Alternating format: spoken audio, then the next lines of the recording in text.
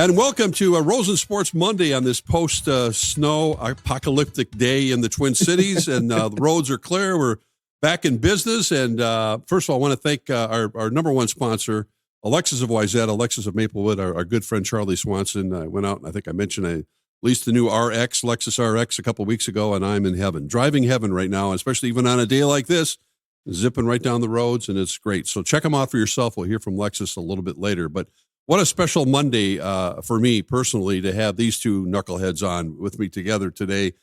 Pete Bercich, of course, Viking radio analyst, and his former teammate and now podcast teammate, the one and only Robert Smith. Gentlemen, I can't thank you enough for being with us. I mentioned you guys have joined my podcast, and I know this is fresh for you, but I want to hear about your podcast, because what happened? How did this happen? And what's going on with the two of you to put together this imagined how great this podcast is going to be for the two of you? I don't know. I think we got older and we've got a lot to say, right? And we want to have a platform to do it. So, Robert and I have been talking nonsense. We've been. It's all nonsense. It's all nonsense. It's all nonsense, Mark. The whole thing's nonsense. This mic isn't even plugged in. And, it's so funny because Pete and I, like, we text back and forth so many times about just random nonsense. And a lot of times it has something to do with Monty Python, right? Of course. And so, was thinking about, wait a minute. It's nonsense. Monty Python. Let's have a spam cast. Let's call it the spam cast. That's what it's going to be about. And like just random thoughts. But the cool thing is, like, we've got so much history together, and nobody knows the Vikings better than Pete. And so we can sprinkle some of that in, sprinkle in some nonsense, and just have some fun with it. So Pete, I assume you helped come up with this idea and to make this work. And who better than Robert Smith? I mean, you've talked about what a character he is and was with as a teammate, and now moving on with the rest of your adult life. It's got to be a lot of fun. Yeah, Robert and I have kept in touch over the years. We took the kids. I think a pivotal moment in our growth was when we took our kids to a Metallica concert. Right, we took our kids to the first. It was back in '87. Well, no, they weren't kids that we had together. That's not what he means, Mark. Well, yeah, right. Mark's yeah. How old were your respective kids to take them to a Metallica concert? I mean, their poor ears. I keep thinking they had to be. Yeah, that was my son was 10 and my daughter was 12. Fathers of the Year award. Yeah. My goodness. Yeah. It wasn't a Metallica concert. It was Lollapalooza. Metallica was playing. My kids really wanted to see Green Day. It just lies. Like Pete, his storm of lies. It's all narrative. Well, that was is that Chicago Lollapalooza concert? Yeah. I remember my son went there, and that's kind of a rites of passage when you go to the Lollapalooza concert in Grant Park and that whole area. That's a big deal. But you taking them at the age of 10 or 11, whatever they were. Wow. Yeah, it's fun. It's Taste of Chicago is no longer, so it kind of replaced it. Yeah. In that regard, but my point is that we've been through a lot, seen a lot, and then we just want to tell all the stories from it, from the guys that we played with to the games to the coaches. Robert was a NFLPA rep and was very active in that aspect of football with contracts, and so he has a lot of insight on that end that maybe I never experienced. So between the two of us, we know a little bit about a lot of different things, and that's kind of the goal of this whole thing is just to chat about what we feel what's important to us or what we want to talk about, mostly football stuff. Sure.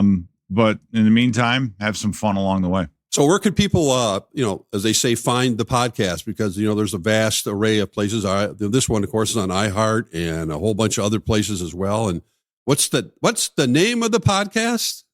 It's the Spam Cast. Okay. The Spam Cast. Robert's laughing. And right now it's on my YouTube channel. Okay. So it's on Eye in the Sky and YouTube. How and then fun. we'll work on, pardon me? I said, how fun to be able to do this. Yeah, we're working on the other ways to distribute it. How you would go about normally distributing podcasts on that. I just love this. We just appreciate it, Mark. And like Mark's like, oh, how fun! Like you guys have no idea what you're doing, right? No. It's like, yeah, how fun.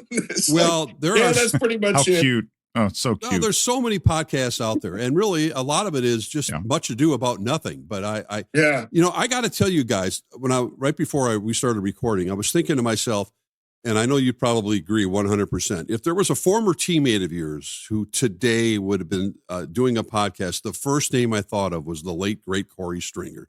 I just remember sitting in the back of the bus and the media bus going to the game or coming back, and Corey would be entertaining everybody, doing stand-up and shtick. And you guys saw it a whole lot more than we did in the media. But I can only imagine Corey sitting back in his rocking chair, doing whatever he was doing, and just entertaining the hell out of everybody, right? Yeah, he had perhaps the greatest rookie show, dance, whatever you want to call it, skit that we've ever seen. I mean, it was to see Corey come out in nothing but a jockstrap and a radio and start dancing. That's that has a way of burning itself into your prefrontal cortex, and you're just like, and you just can't help but laugh. But Corey was there are certain guys. I mean, the job is hard enough, right? Mm-hmm. But there are certain guys that you walk into the locker room every day and you're like, oh, I do not want to bump into Leroy Horde when I'm icing my knee in the morning, because then he'll talk to me for 20 minutes and I'll just listen. I won't be able to read. But then when you see someone like Corey Stringer, you're just like, oh man, what's going on? How are you? Just waiting for him to just start talking and say something funny. He was, he was one of a kind, man. There was no one more, I think, liked Robert in the locker room than Corey. Yeah. It's funny, I kind of say, if everybody likes you, then you're probably lying to somebody, right? Mm-hmm. Just because people have so many different views on things. But Corey was, one of those rare exceptions. You're absolutely right, Pete. And so when I was at Ohio State, my last year at Ohio State was his freshman year there. So I got a chance to play with him at Ohio State as well. And just larger than life, that personality and Big K, Special K, whatever the name was. And for me, from the Ohio State days, it was either Juice or he would call me Rupert. And to this day, I'm not really sure why. Rupert. But I don't know that I ever heard him call me Robert, right? It was just, no. But just one of those kind of guys. And, whether it was South Park or, any type of Chappelle show, or just any type of show, any type of voice. It was always something. But hey, he was one of those guys, true light switch guys. You get him on the field, it's like different kind of guy. Well, there were so many unique personalities. I know. I think back to the '98 team and specifically, but I don't know if you can find it, Robert, and you guys can both speak to this if it's more of a business now. But I think about the true characters, hellacious football players, but true characters you had in that locker room, from the offensive line to that you mentioned with Corey and the Moss Carter situation and everything, and the defense, Pete, that you played on. Yeah. These guys were they were knuckleheads off the field. The two guys that come to mind in that regard for me, number one is Todd Stussy. He gave birth to the phrase "big, dumb, and Stussy," but not a tougher man. I mean, I remember going to San Francisco. We were playing the 49ers, and we get to the hotel, and he sees some drink that he had when he was a kid in a fridge on a counter, and just decides, I'm going to have one because I haven't had one since I was a kid. He gets food poisoning because we're playing Sunday night. I see him Sunday morning, Mark, and I'm not lying. I thought he went out. He went to the Tenderloin and got the hell beat out of him because his face was all black and blue from him puking all night long. And I remember pregame, we were all in there. He's in the locker room, laying there, getting an IV. right? Just out. And then he goes on the field and just absolutely fires a bullet. One of the toughest people I have ever seen. And then other guy I think of is Dixon Edwards, who was an absolute just the goofiest, funniest dude you have ever met. But you put him on the field and he would knock your eyeballs cross. Had them goofy shoes. He wore the same shoes that he wore at Michigan State, literally all through his NFL career. And he had to tape them to keep him on his feet. He was like, it was something. It was like, it was like a Tom Hanks movie where he's stranded on an island and can't get any more shoes, right? But guys, guys like that just personality wise. When you said Dixon, I thought you were going to say David Dixon for some reason. Oh, God. I know you love doing his Big Dave. Big Dave was always Big Dave. Big Dave is the reason that I got the 2 veneers on my team. Why? What happened? Oh, yeah. So this was at Chicago. And, I'm not an end zone celebration guy or an on the way, hot dog kind of guy, right? Mm-hmm. No. But I couldn't resist. It was a long screen play. And I actually had the video of this. I'll send it over to you. But I'm going to score the touchdown, and Randy is running across the field, and like we're in the clear, right? And so we high five each other going into the end zone.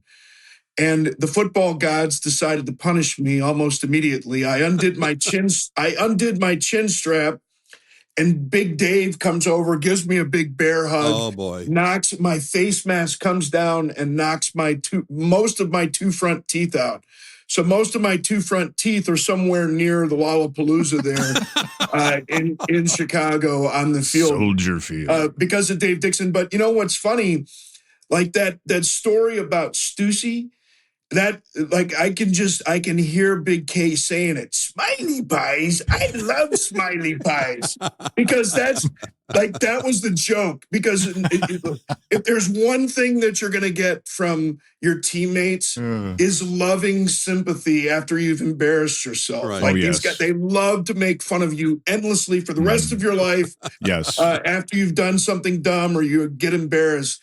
And so after that incident, the smiley pies, they called it smiley pies, whatever the drink actually was. I don't know their name, but they would say smiley pies to remind Stussy of the story of him getting sick. And he immediately vomited when he heard it, probably. But the funny thing is, like Stussy and Randall McDaniel on that left side of the line, like they thought they were the funniest guys in the world. And two light switch guys, right? Like 2 guys that you meet them off the field, and you like literal school teacher types, right? Like Randall, yeah. I know actually in schools, but like they would hurt their mothers. Like, look, Mom, it was like that. It was part of the play, right? You know what I mean? Like that's what they would do. But they would come back to the huddle and they'd be laughing about what they did to some defensive lineman. And I'm like, I know you guys think this is funny, but they're not going to get back at you. They're going to get back at me, right? Like you guys need to go easy on some of this stuff. Well, Pete, I know you're drinking a cup of coffee. Speaking of Randall McDaniel, I mean, he was notorious for not having a cup, not having 2 pots of coffee before a game. Is that right? I mean, I remember hearing these stories. Well, how does he not just jumping out of his skin after all that caffeine he would have before a game? I remember him showing, his locker is right next to mine, and I remember him showing me a letter from a guy that wrote a letter and told him how much better he would play if he would eat regular food instead of candy before a game, because that's all he would have, a big bag of candy and a bunch of coffee, and that's all he would eat on game day. That was his thing. That's what he did. And apparently some guys found out about it and took exception to it and wrote him a long letter about how nice it would be to eat a good meal and carbohydrates and all that kind of stuff. Sure. And he just showed me, laughed, and then tore it up, threw it out. So goodness. We played with a lot of guys that were one of a kind. I mean, Randall McDaniel, for a number of reasons. I just remember talking to him one year at the end of the season. And I'm like, what you got going on? Where you heading? Season's over. And he's like, yeah, I got 6 surgeries Tuesday. 6. Not 1, Good not God. 2, but 6. 6. Fingers, wrist, elbow, shoulders. I mean, the whole thing. John Randall obviously was, I was at a reunion last night for Coach Holtz. So I got to see some of my old teammates and ran into a guy named Oscar McBride, who was a tight end for the Cardinals. And this is back before social media. And he's talking about John Randall. And his first start was against us in Arizona in 95. And he said the first play, he lines up, gets in his stance. Johnny's playing defensive end. And Johnny looks at him and goes, "How's that daughter?" And he just had a baby. He just had a daughter. There's no social media. No one knew about this. Right, and he's like, "Who in the hell is this lunatic that knows about my family and knows, the whole thing?" Because Johnny, I mean, the fronts defensively, it was over and under. He's like, he didn't have to study, right? He knew all the stunts. So he would read the media guide. He'd sit there in the meetings and read the media guide and highlight stuff against the guys that he's going against because he wanted to know, how many kids they had, what's going on. And he would just, he would use all that stuff. And nonstop talking. Psychological warfare. Right. It's like you get used to that. So it's like, yeah, that's just Johnny. But then to hear it from other guys that played against him, it scars them. Like mentally, they this guy's 54 years old. Sure. And he's like, "Yeah, I remember the time with John." It's that's the part that's so. But we had a number of those guys like that were definitely one of a kind. We're talking to Robert Smith and Pete Bercich, and Pete just mentioned, some guys going through different surgeries after their career's over or during their career. You retired, I think, in the eyes of a lot of people, prematurely. You could have signed another contract with the Vikings, certainly, but here you are at the age of what right now? 54. I turned 54 last week, so I'm an adult 3 times over. What's that now? I'm an adult 3 times over. 3 times over, yeah. Your body has held up pretty well. You feel you made the right decision at the right time because we know the shelf life of a top running back, as you were, could be pretty short. And also, you wanted to get out of there without a limp for the most part. And it seems like things have worked out pretty well health-wise for you at 54 here.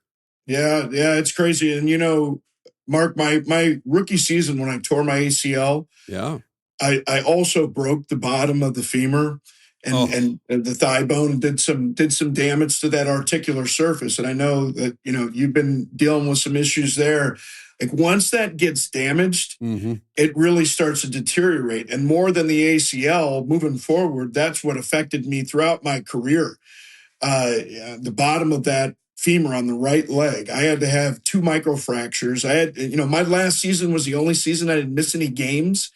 And I still needed knee surgery after the year. Jeez. It's funny going into that last season, just not a lot of crazy goals. Like I want to play every game, but more than anything else, like no MRIs this year. I don't want to get any MRIs. And sure enough, I had to get an MRI like 7 or 8 weeks into the season because some of that meniscus had torn off and was floating around inside of the knee. So had to get that microfracture after the year.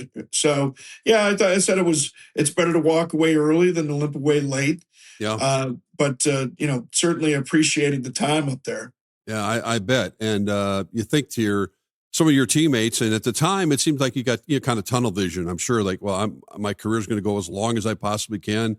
Paychecks aren't bad. I want to keep doing this. And you're not necessarily thinking of when you're going to be 54 years old and how my body is going to feel. And even you feel a lot of guys today have that same kind of mindset. Obviously, the money is off the charts for a lot of these guys, but you can't get that back once, especially with the concussion issues and all the things that go on. So it's a different world right now. Yeah, they definitely do a better job of taking care of guys.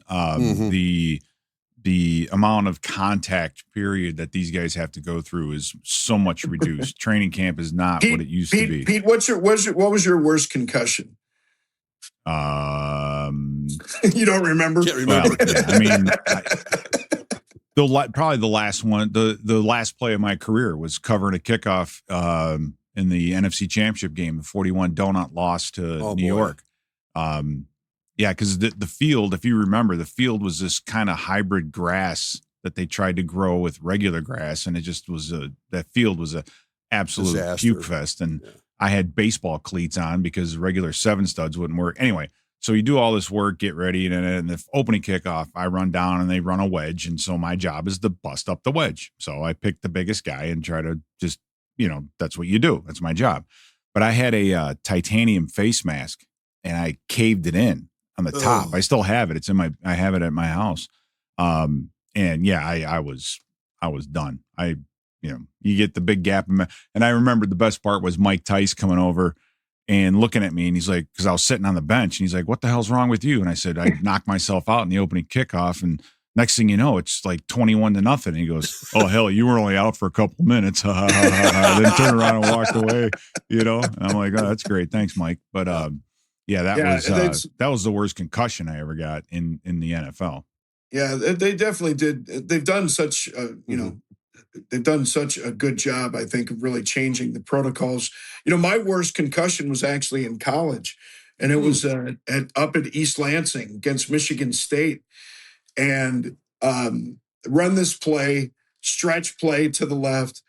And I remember going back to the huddle, and it was just a completely different experience. Like, wait a second, something is really wrong, right? Like something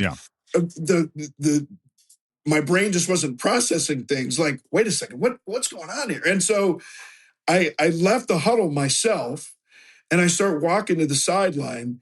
And I know Dr. Lombardo has been like the one of the consultants with the NFL for the drugs of abuse now for 30 plus years, but he was our team doctor at Ohio State then. So I'm working on the way to the sideline. Like, I'm preparing myself for the questions. I'm like, I know my name. I know what school I play for. I know where we are. What day it is. And then I get to the sideline. Dr. Lombardo goes, "What play did you just run?" And I'm like, oh boy. He's like, so he's like, "If you remember the name of that play, come talk to me. We'll see about going back in the game." Now, look, that was the protocol then, right? Like, 100%. If something like that happens now, the guy's going to be done for the game for sure. But that was really the worst one that I had. And, I was fortunate in the league. I never really had him to any great extent in the league. I would experience, if I really got my bell rung, I would experience deja vu in games.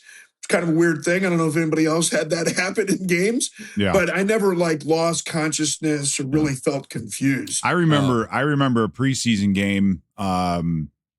It was, I think it was down in Dallas? My rookie year in '94, our first game was in Dallas preseason. We flew down the day of the game, right? And the first half of the game, I didn't see the field. In the second half, it was all the unteachables. We all went out there, and I remember getting hit, and I remember having to take I had to take this because we did hand signals back then with the defense, and I had to take them with one eye shut because if I had, I swear to God, if I had both my eyes open, I couldn't see because everything was blurry.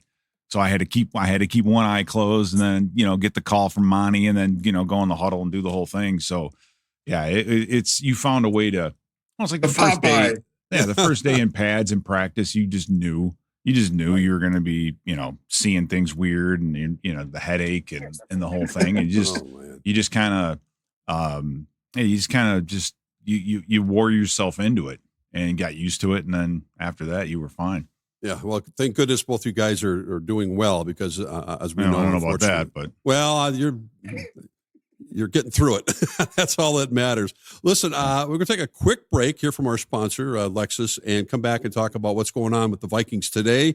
Get your thoughts on the quarterback situation and a lot more. Some recent retirements, some guys you're familiar with as well with the Minnesota Vikings, and some draft advice particularly from Robert Smith, and we'll talk to those guys coming back. Robert Smith and Pete Bercich here on Rosen Sports Monday. Hey, Rosie here for Lexus of Wayzata and Lexus of Maplewood. If you're in the market for a new luxury vehicle, look no further than my good friend Charlie Swanson at Lexus. Whether you're on the west or the east side of the Twin Cities, they have got you covered with two great locations, Lexus of Wayzata and Lexus of Maplewood. Check out the all-new Lexus TX, a spacious SUV with 3 rows of seating and plenty of room for all your gear.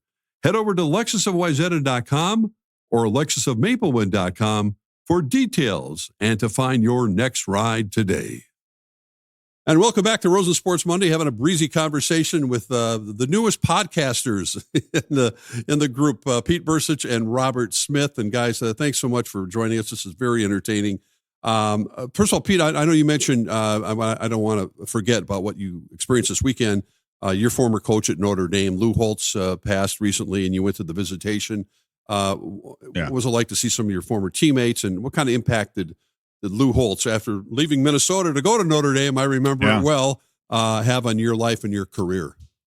It was great to see a lot of guys you haven't seen in a very long time, because once you get out of there, you scatter. No one stays in South Bend. Lou was he was a remarkable guy to play for. I don't know, I always think about when I played for him, I thought he was 70 years old, and he ends up, he was only like 50. He's like younger than I am now. And it's just, that part of it's crazy. But the people he brought together, the group that was there was, we had some special people. We had some great guys, and to see guys like Jeff Burris and Jim Flanagan and all the guys that you kind of battled with and against the whole time that you were there, and to see them and catching up with the families and guys like Stonebreaker and Rocket Ismail and oh boy, and all those guys too. It was a good weekend. You see Skip Holtz, his son, who's still coaching and everything. So yeah, it was good. It was a good time. Robert, who were your coaches at Ohio State? I'm trying to remember to go back in the old time capsule. John Cooper was the coach the whole time I was there. Okay. Got it. Well, let's turn the page a little bit, and I know you keep up with what's going on in college football. We'll talk about that a little bit as well. But the Vikings are always in the news. There's never an off season for the Minnesota Vikings. And last week, of course, they made news with the signing of Kyler Murray, the quarterback from Arizona, who now is going to be in the driver's seat, one would assume, with the competition for J.J. McCarthy. I want to get both your guys' thoughts on just sort of Kyler's addition to the Vikings, where they are, and how he fits with KOC, and because you keep hearing that he's going to be in the shotgun all the time. Is he going to fit what KOC wants from a quarterback? I mean, we're dissecting this thing, dissecting the hell out of this in early March, and he hasn't even really been to town for a day. So. Robert, let's start with you, because I know you've watched him play quite a bit, and get your thoughts about the addition of Kyler Murray. I'm excited about it, quite frankly. And I know that, like with any quarterback or any decision that a team makes, you're going to be able to tear it apart. You're going to be able to look at and say, well, here are the deficiencies, right? You start with the height, obviously, and the batted balls. You talk about not being patient in the pocket, getting anxious feet, taking off a little bit too early, not throwing in rhythm. I mean, you can look at the worst plays of most quarterbacks and pick those kind of things out. And, it's funny, Pete and I, we were talking about this before, like the analogy I use, that playing quarterback, it's like golf and marriage, right? Like, it's not how good you are at your best, but it's how bad you are at your worst. And, kind of which area are you most likely to be in? And when he's playing at his best, he just, that element of his elusiveness. Look, J.J. McCarthy's mobile, but he's mobile in the same way, as a Porsche is fast to a F1 car, right? It's fast, but that car's twice as fast, right? Like, it's just a little bit different. And I think that element of it, his ability to escape, obviously there have been some issues on the line of scrimmage. Still don't know what's going to happen at center. So with a guy that kind of mobility, his track record, KOC, I'm sure they've had many conversations, and I guess I buried the lead. Number one, he's a Vikings fan.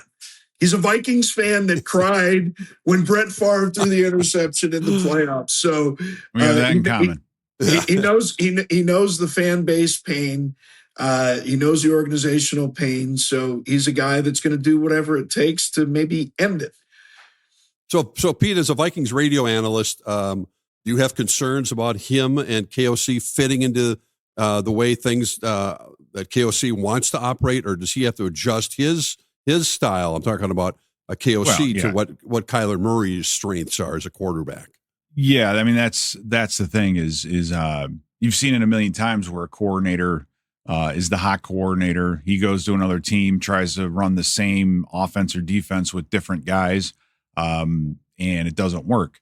So you have to have a philosophy and identity, but at the same time, you have to stick within what your players are capable of doing. Mm-hmm. I look at this offense and say it's the sacks and turnovers that are killing us. I mean, if we beat the Bears, if we tackle Duvernay or catch a number of, I mean, that game, in hindsight, that Bears game was the one that really, I think, was the final nail in the coffin for the season. But we gave up 60 sacks last year, and I don't know how many interceptions we had total, but it was in the 20s, if I'm not mistaken. But we got to limit the sacks and limit the turnovers. So Kyler Murray's mobility will help, because when you're facing a Kirk Cousins and you know that he is going to be in the pocket, you know where he's going to be, then you can run different line games. You can run 3-man line games. You don't have to worry about contain, and there's certain things where guys can pin their ears back. With Kyler Murray, he's going to move. And in watching film, he does a really good job of stepping up and moving in the pocket sometimes, but he keeps his eyes down the field so he can extend. He's not looking to just pull it down and run. He's extending the play. If he can continue to do that, that's going to help. Not under center a lot. I think the big thing that's going to change. So these are the things that you're interested in seeing. What's going to how much under center will he be? Because if he's not, then that's a pretty big change for this philosophy of this offense. But the Cardinals back in 24, I think he had a lot more in the way of bootlegs and rollouts and things like that. And so, but a very accurate passer, very, very good at the fades, very good at the skinny posts, back shoulder fades, and all those things to me, I think bode well for Justin Jefferson, because again, he's our $40 million a year investment that's out there. Last year that had 2 touchdown receptions, right? That can't happen again, right? With the amount of money that you're and resources you're putting into that position, you can't. It's a hard pill to swallow when you're developing a younger quarterback, a guy who's on the field, off the field, that kind of thing. So, and this is something I know Robert and I talked about too. Is there really a competition? I mean, there's not enough preseason anymore. Can you really put those guys out there and split reps per se and have a true competition? I don't know. I don't think that's quite possible. So they're going to have to pick one or the other going into training camp, and we'll see who. Well, and Robert Smith is someone who's watched a lot of college football and watched a lot of J.J. McCarthy. Where's his head at right now? And as he gets into kind of year 3, we know his first year was a complete waste, unfortunately, because of the injury. But what's his mindset right now? What's the mindset of the Vikings? Does he still have an opportunity here down the road, or are they going to have to move him at some point? Well, I mean, this is the kind of decision that, we talk about GMs and head coaches all the time. They lose their jobs. This is a career defining decision for KOC. And, you can talk about the head of J.J. McCarthy all you want. Kevin O'Connell wants to win, and he's going to do whatever it takes to win. And if he feels the more I think about this now, I think Kyler Murray almost has to be the decision that you at least start with.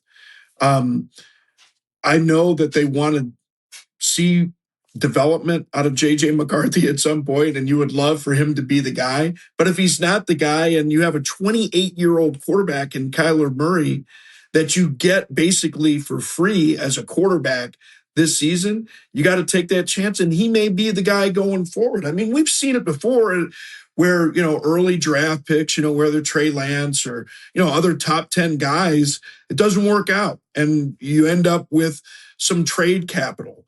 Like, everybody wants to believe that just because an organization made a decision, that they have to play it out and they have to give the guy a chance. Like, you don't have to do anything. You got to win games, and you want to keep your damn job. Like, that's what a head coach is trying to do. And I just believe, the more I think about it, like, Kyler Murray almost has to be the guy. And it's not that I think that JJ's mindset is irrelevant, but it's not what's most important for the organization and winning games.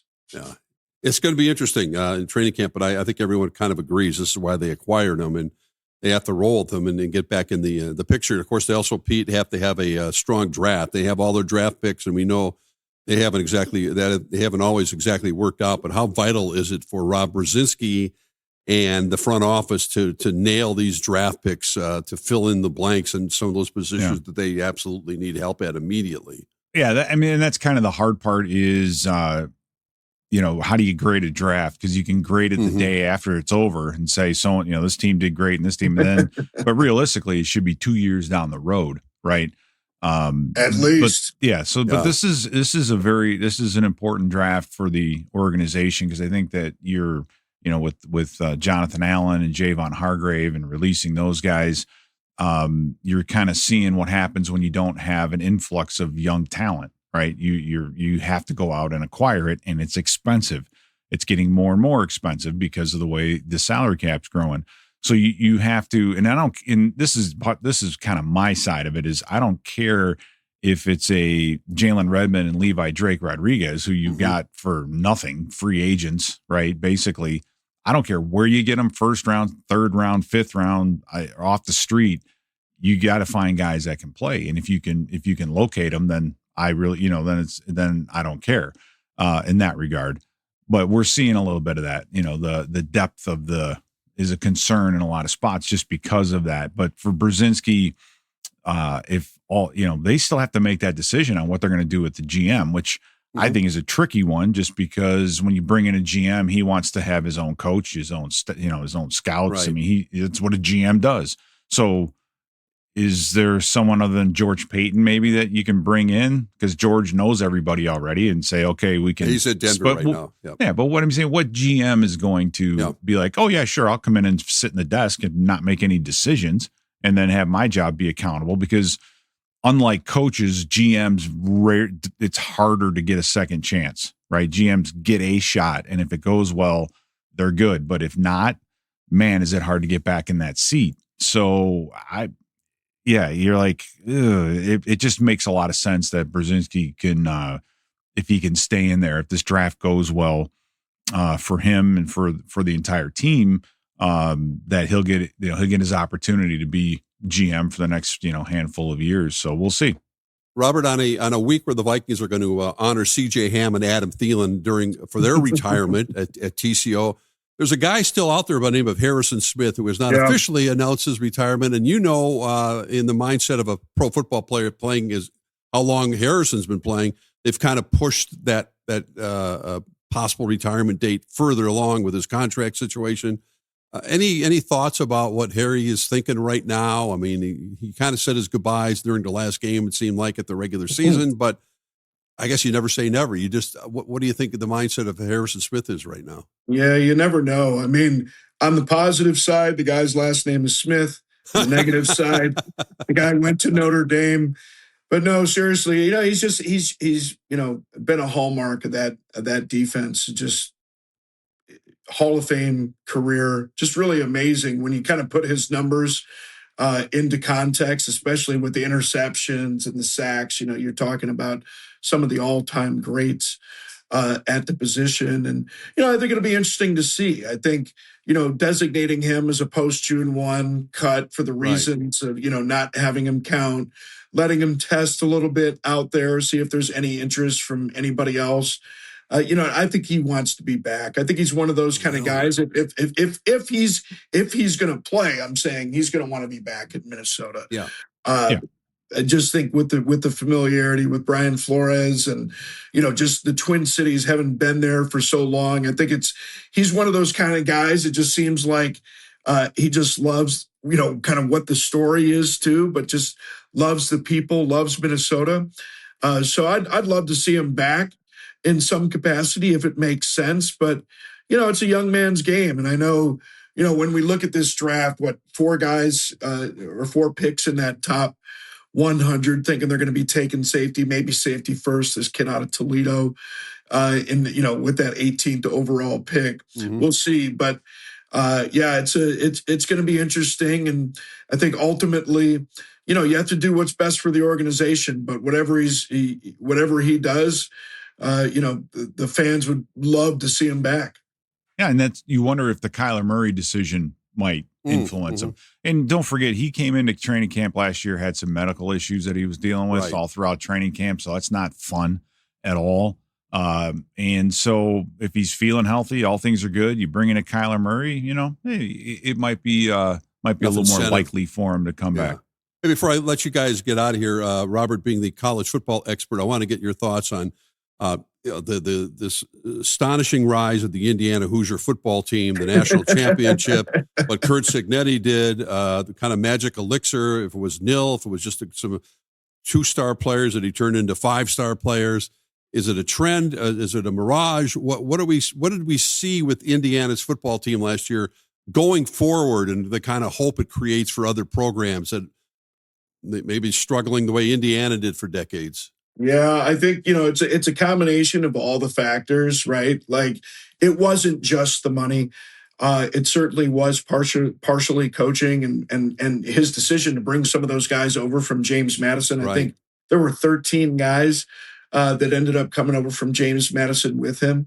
And we called their first game of the season last year against Old Dominion, and looking at Mendoza in that game, not a great performance. I think it was like 18 of 31. But they were playing against an Old Dominion team that actually ended up being pretty good. I think they only lost 2 other games throughout the rest of the season to anybody besides Indiana. So it was kind of hard to tell. But I think you put all those factors together. You say, yeah, we're gonna spend some money, but where was that money spent? It wasn't really spent.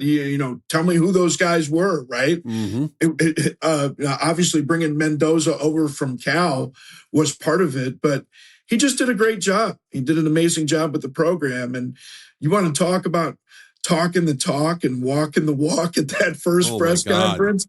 Hey. I win. Google me. I win. Right? Google me. One of the greatest lines of any college coach of any level. Google me. It. And he followed up with it. He finished it. Speaking of Mendoza, Pete, what are your thoughts about him moving to the NFL?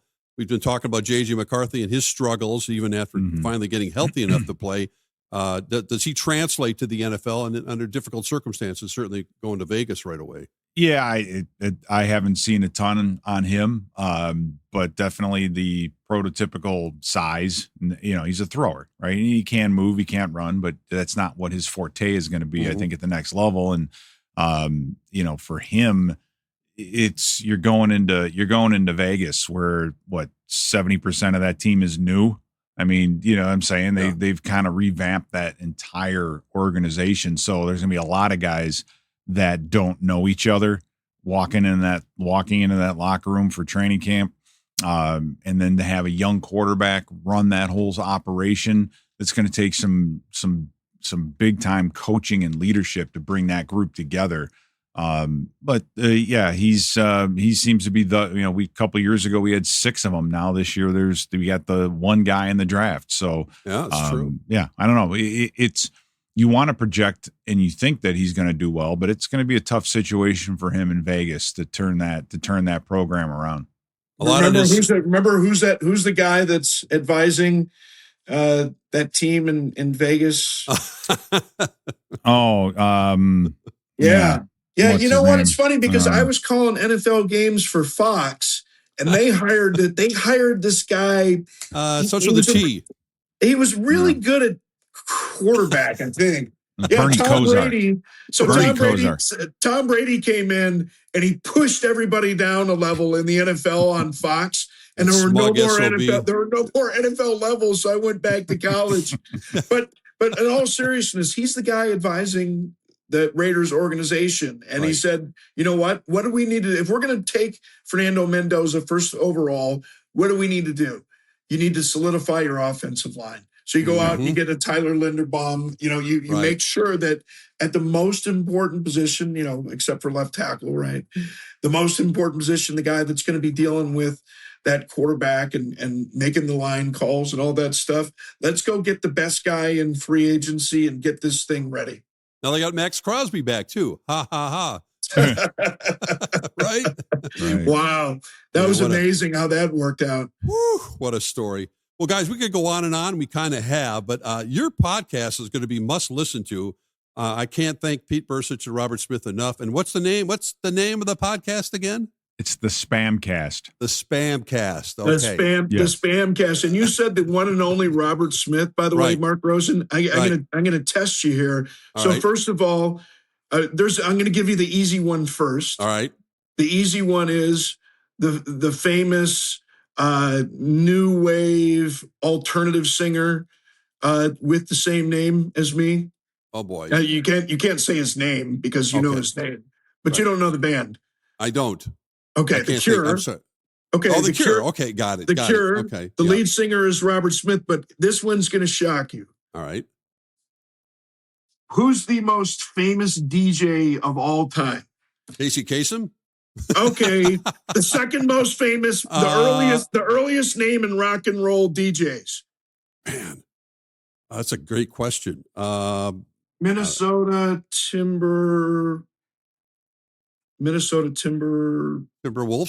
Okay, so come on, I'm trying to give you hints. I know you are. Jack. Wolfman Jack. Oh, Wolfman Jack. Actually, of course. This is a weird one. Wolfman Jack's real name is Robert Smith. Oh, I had no idea. Really? I can see. I can see 4 eyebrows go up there. Yeah, surprise to both of you. Everybody's smarter for listening. Yeah, everybody. Exactly. Is this thing on? No, no, it's not. Because I don't know how to work it yet. We got to do this again. This is so much fun, and good luck on your podcast. It'll be a roaring success. And Pete's always. We'll have you on ours, Rosie. I'd love to. I'd love to do it. Don't go away. We'll be. Well, I'm going to take a picture here too with you guys. But appreciate your time and enjoy. Pete, I'll run into you, I'm sure, here in town. I said the Vikings are having a little retirement party for C.J. Ham and Adam Thielen this week, and that'll be fun. Those guys are finally hanging it up, and good luck to them as well. Thanks so much, you guys. Appreciate it.